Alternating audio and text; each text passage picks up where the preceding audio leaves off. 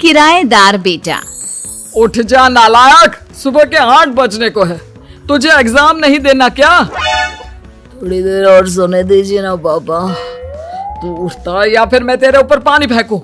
रोज गधों की तरह सोता रहता है, पेपर की कोई टेंशन ही नहीं है। और एक हमारा समय था जब हम पेपर में फेल होने के डर से रात भर पढ़ा करते थे, सो ही नहीं पाते थे।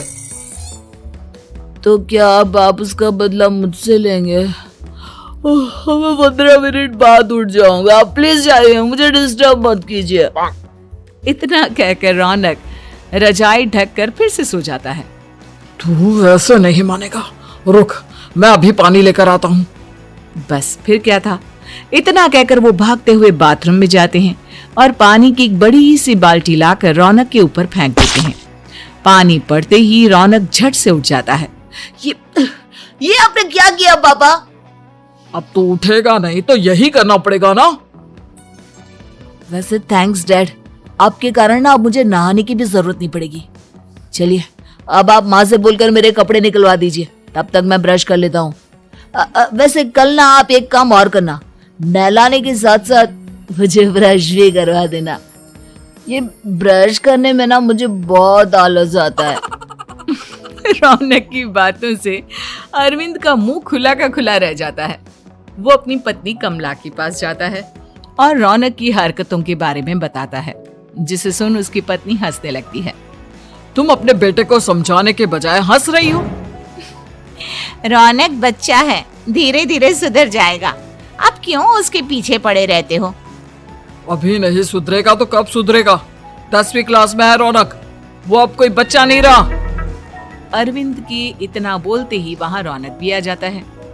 क्या डैड, मैंने आपको एक काम दिया था, वो भी नहीं हुआ आपसे। अरे क्या हुआ बेटा? माँ, मैंने डैड से बोला था कि वो आपको बोलकर मेरे स्कूल की यूनिफॉर्म निकाल दे, लेकिन मेरे पीछे पड़ने के अलावा इनसे एक काम ढंग से नहीं होता।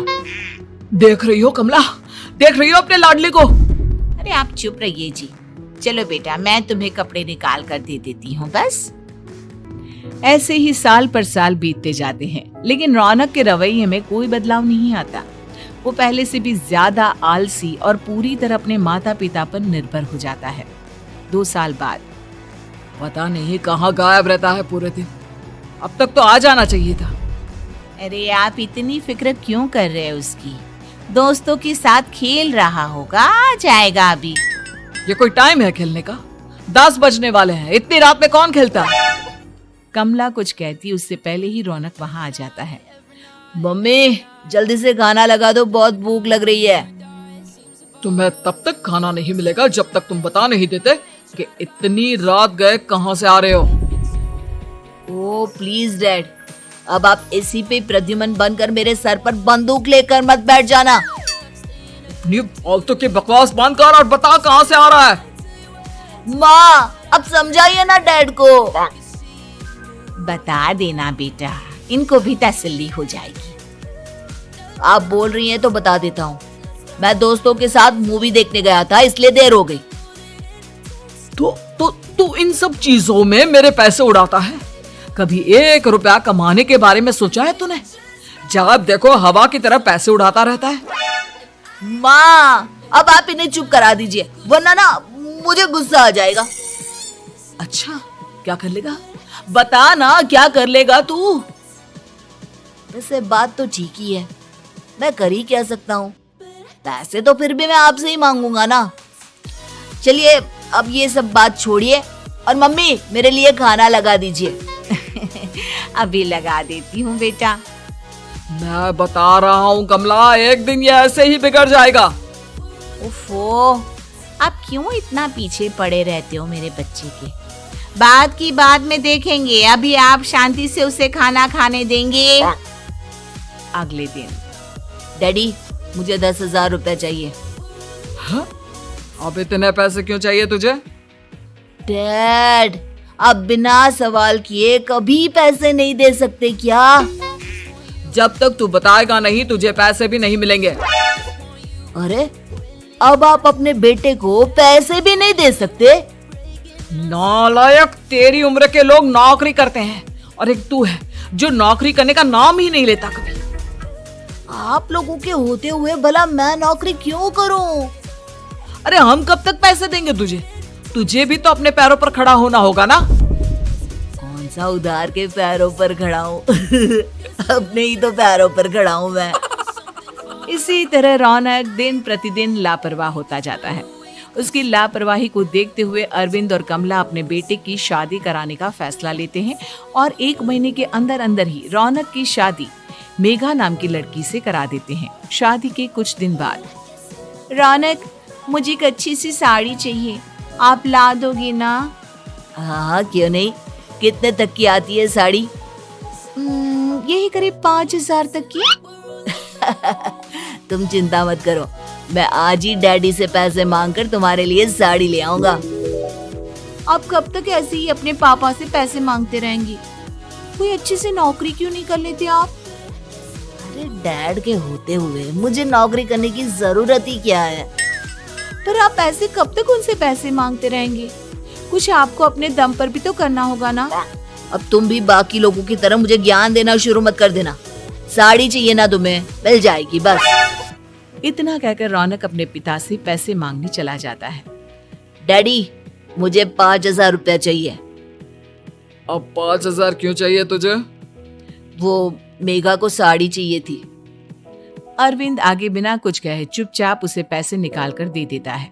कुछ दिन बाद, तुम्हें नहीं लगता कमला, रौनक हम पर पहले से भी ज्यादा डिपेंड हो गया है? मुझे तो अब उसके भविष्य की चिंता होने लगी है। कल को हमें कुछ हो गया तो वो क्या करेगा? काश तुमने पहले ये सोच लिया होता तो आज हमारा बेटा इतना लापरवाह नहीं होता। तब मुझे कहाँ पता था कि मेरा लाड प्यार उसे इतना बिगाड़ देगा कि वो इस हद तक लापरवाह बन जाएगा। कोई बात नहीं, अभी भी देर नहीं हुई। मुझे पता है उसे कैसे सुधारा जा सकता है। कैसे? अरविंद कुछ कहता उससे पहले रौनक वहां आ जाता है और पैसों के लिए हाथ फैलाने लगता है। डैड, मैं और मेघा बाहर घूमने जाना चाहते हैं। अरे वाह, ये आज सूरज कहाँ से निकला है? Dad please. अच्छा चलो अब मुद्दे की बात करो। मुझे अब 25,000 चाहिए। अब तुम्हें 1 रुपया भी नहीं मिलने वाला। अगर तुम्हें पैसों की इतनी ही जरूरत है तो कोई ढंग की नौकरी कर लो। मम्मी, आप कुछ कहिए ना डैड को। बेटा, वो गलत क्या बोल रहे हैं? ये सब हम तेरे भले के लिए ही तो कर रहे हैं। मम्मा, मैंने बताया ना आपको, मुझे नहीं करनी कोई जॉब वॉब। तो ठीक है, निकल जाओ हमारे घर से। तुम्हारे जैसे लोगों के लिए मैंने ये घर खड़ा नहीं किया है।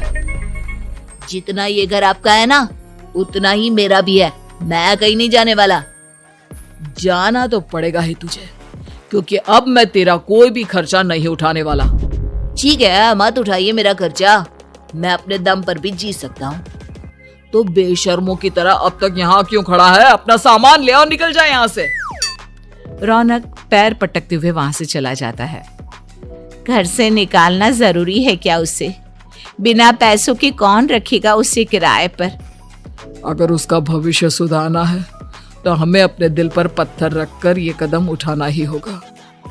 दोनों बात कर रहे होते हैं कि रौनक अपनी पत्नी के साथ एक बड़ा सा बैग लेकर घर से निकल जाता है, लेकिन घर से बाहर उसे कोई भी मुफ्त में अपने घर किराए पर नहीं रखता।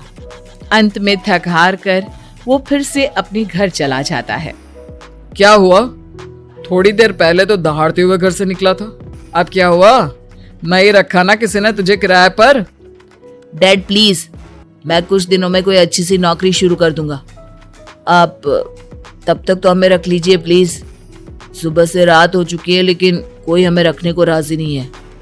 अब आप ही बताइए, इतनी रात को मैं मेघा को लेकर कहाँ जाऊंगा?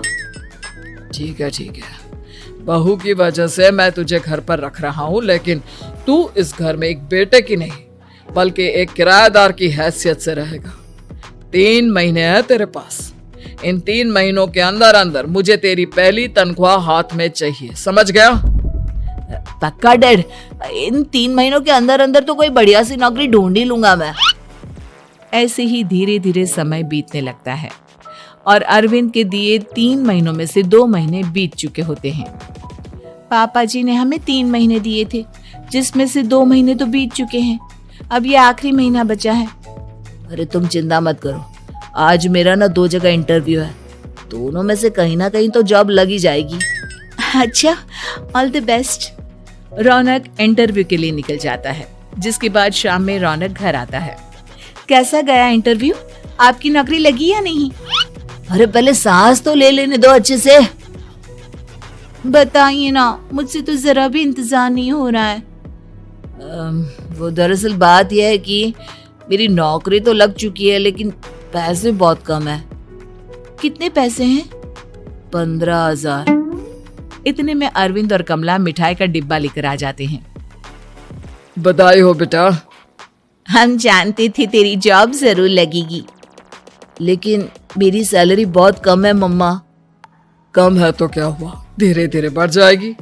हाँ बेटा, हम तो बस चाहते थे कि तू अपने पैरों पर खड़ा हो जाए। मतलब अब आप मुझे घर से नहीं निकालेंगे? नहीं, ये सब हमने तुझे जिम्मेदार इंसान बनाने के लिए किया था। Thank you mummy papa. अगर आप दोनों ऐसा नहीं करते तो मुझे कभी अपनी जिम्मेदारियों का एहसास तक नहीं होता। आज आपने मुझे सिखा दिया कि इंसान का अपने पैरों पर खड़ा होना भी जरूरी होता है। इतना कहकर रौनक झट से अपने माता पिता के गले लग जाता है और अपनी कमाई की पहली तनख्वाह वो अपने माता पिता के हाथ में सौंपता है। इस तरह रौनक एक गैर जिम्मेदार व्यक्ति से एक जिम्मेदार व्यक्ति बन जाता है।